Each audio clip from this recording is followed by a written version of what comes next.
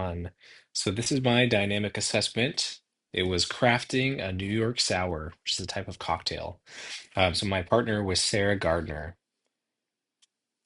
So when we were choosing our skill, I gave Sarah a list of options for her to choose between.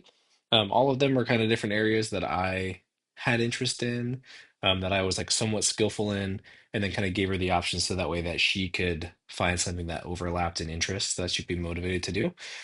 So that was kind of the main these are the main three factors that determine what she chose. So it was interest, my expertise, and then what sounded like the most fun. So because of that, we went with making cocktails. So this is a little bit of my history of making cocktails and like why that would be the skill that I would teach. So since like 2018 or so, making a bunch of different variety of cocktails. My family's always buying me different like obscure liqueurs to make different drinks with and stuff. And oftentimes when I have friends over or family over, I'm in the kitchen making drinks for everyone. And sometimes I get a little bit of trapped in the kitchen making a bunch of drinks because it can be time consuming. So this one here in the second or the second photo, that's going to be familiar to you as we go through this session because that is the cocktail that Sarah is going to try and replicate. So this is how it started, the baseline.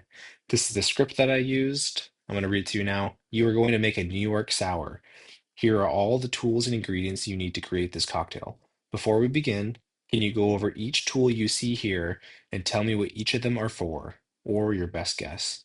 Here's an example of the drink you're going to create. Now make a New York sour. So this is the baseline result. So we made the cocktails here in this room. This is the setup for the first baseline. All the tools listed there on the cutting board, all the ingredients there behind.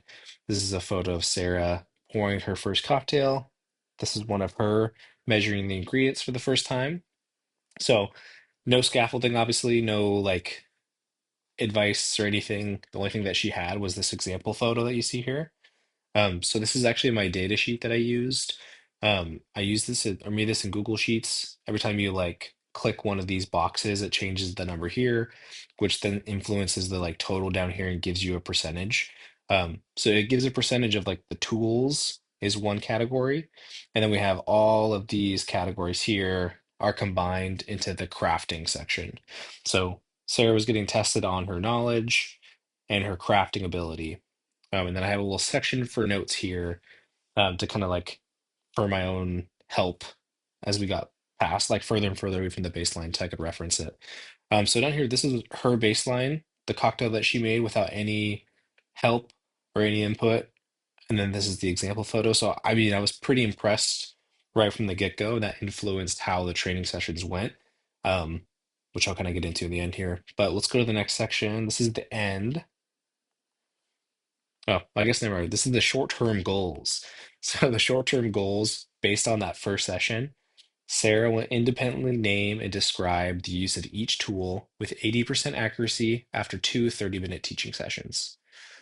Second goal was Sarah will independently craft a New York sour with three distinct layers and the correct proportions from 54% to 85% accuracy after after two 30-minute teaching sessions. So what I had originally created was actually a rubric that was like a not met, exceeded.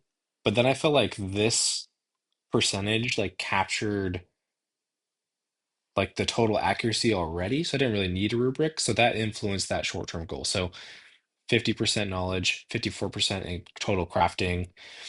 So increasing from 54 to 85% accuracy in crafting, and then increasing that from 50% to 80% for knowledge. So this is how it ended. This is the final data collection sheet that I made after Sarah had her two teaching sessions. This is that initial baseline cocktail, and this is her post-test. So you can see the three distinct layers she got. So there's one, two, three. Hopefully you can see this little cursor. I'm not sure if you can. But on the left here on my data sheet, you can see that she actually got 100% in knowledge by the end of this, and then 72.73% in the crafting category. So technically not met, but it still tasted delicious, which I think is probably the most important part. Crushed it on every other aspect, so got all the layers down, got all the shaking down, obviously got all the tool descriptions down.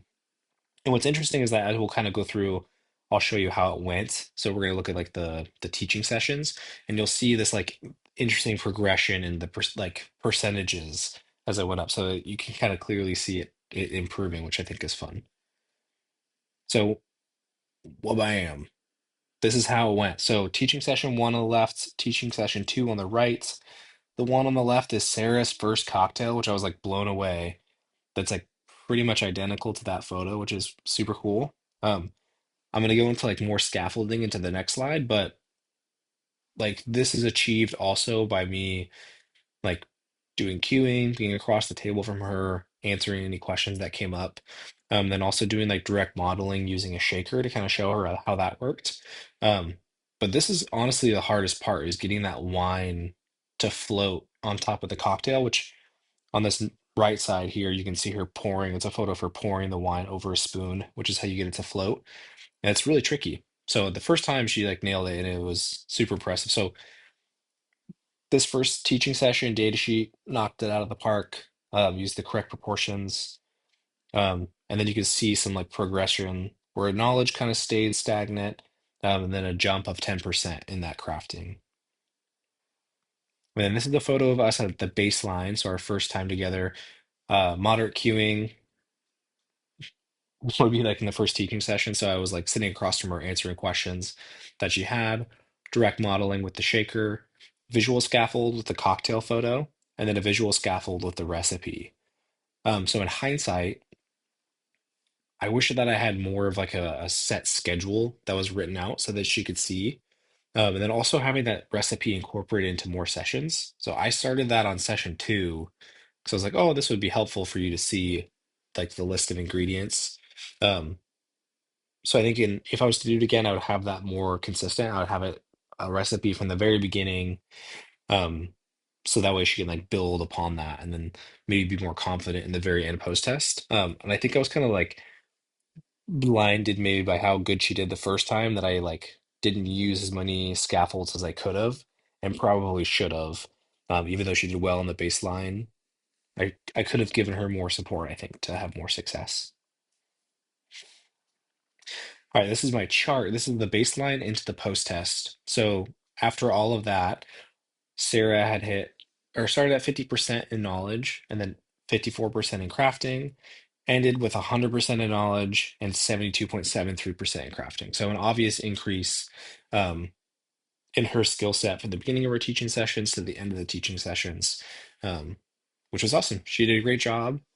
She was talking about making cocktails for her family over the holidays. So this will be incorporated into that, which will be really fun. So overall, she did awesome. It was very fun. I'm trying to go back to have any more fun photos to show you guys or anything. Um, yeah, she did great. So after two teaching sessions, she was able to create a New York sour with three distinct layers, and it tasted delicious. So thank you so much. Thanks for viewing my presentation, and I'll see you guys in class.